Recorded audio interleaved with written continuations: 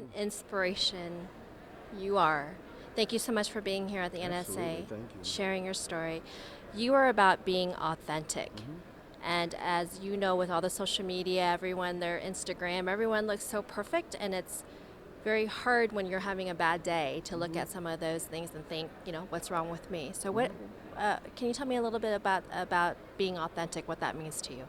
A quote I came across recently, I believe it was Kurt Cobain's, and he said, "I'd rather you hate me as me being myself than you love me being someone else."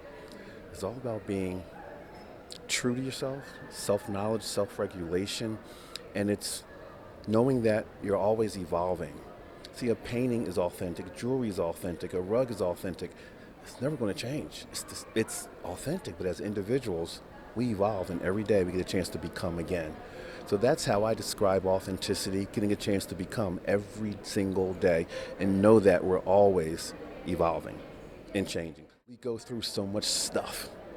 I like to say when things go wrong, don't go with them. We give meaning and definition to occurrences in life rather than just saying, oh, she didn't speak to me. Not, why didn't she speak to me? What did I do wrong? No, she just didn't speak to you. Don't give power and meaning to it. So when you're being authentic, every day you're being the best possible you can be. And I like to describe authenticity also as more or less, not either or. People say authentic or inauthentic. I say degrees of authenticity. You're either more authentic in this moment or less authentic in that moment because we're constantly changing. Because we may be in a workforce, in a relationship where being our true self might be a risk. It might mean the end of employment, the end of a relationship. So maybe that day you wasn't as authentic with your partner as you could be. But if you're holding that truth, you're not living. You're existing, moving toward dying. And as speakers, people are on every word we say. With all this technology, if we say research says, they'll fact check us in a heartbeat. And if we do share our truth and it's not what people want to hear, now you're talking about being canceled because of this cancel culture. But I want to go to bed every night knowing that I did my best to be as authentic as a speaker, as a man, as a person that I can be. And that's what I talked about a little today. So, how did you come into speaking and really realizing that this was your calling? 14 years in corporate, the last 7 years in human resources training and development.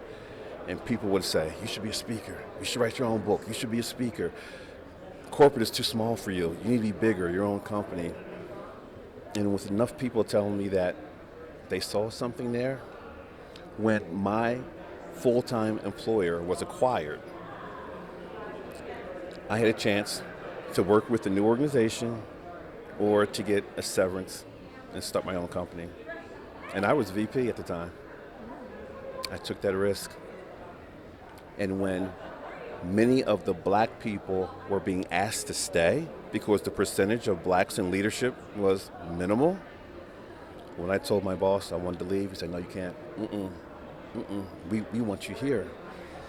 Ironically, the organization set up an interview with me because they wanted to meet me. And I got wind of it. I took the day off. The next day I come into work, my boss said, listen, whatever's on your calendar today, 9 o'clock, cancel it. I said, why?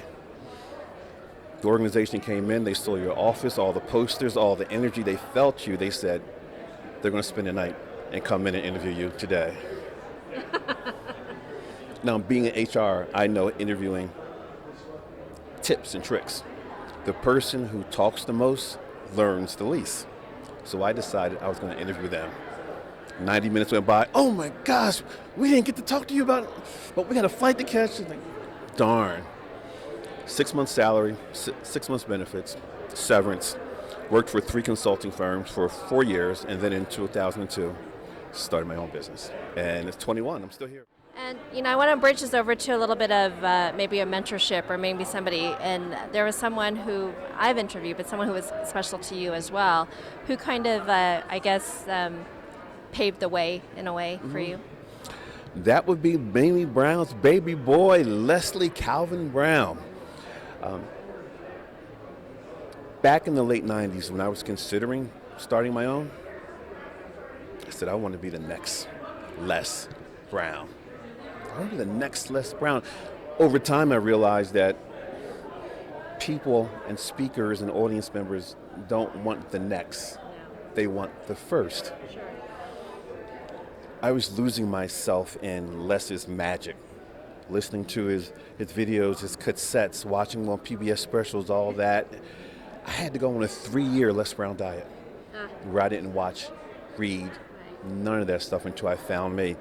Ironically, as I was writing my first book, my employer wanted to go see Les, take him out to lunch, asked me did I want to go along with my employer, my client, and I joined them for lunch.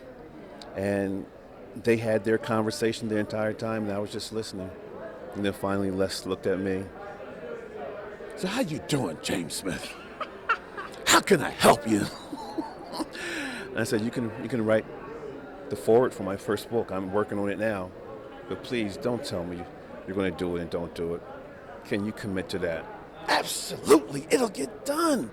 Needless to say, the day before it went to print, it got done. He called me, said, listen, I'm going to call you back.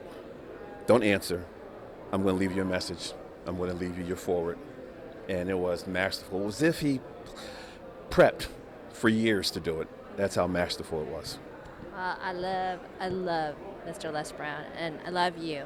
If there was a success message, words of encouragement, inspiration to the speakers or to anyone right now who's needing a hand up, boost up to pursue their dreams, to pursue their goals, what would you say to them? Several things. Number one, get out of your own way. Get out of your head, because the heartbeat matters more than this beating. Believe in yourself. Do what most people won't or what others don't.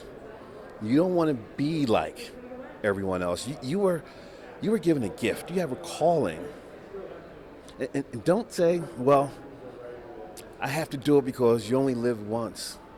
No, you only die once. You live every day.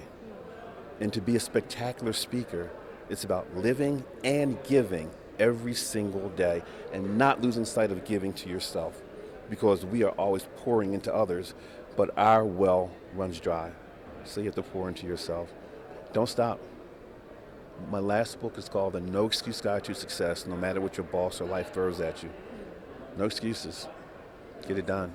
Well, thank you so much. Thank you for sharing your wisdom today. Thank you for coming out to NSA Influence 2021. We appreciate and we love you. Thank you. Can I get a hug?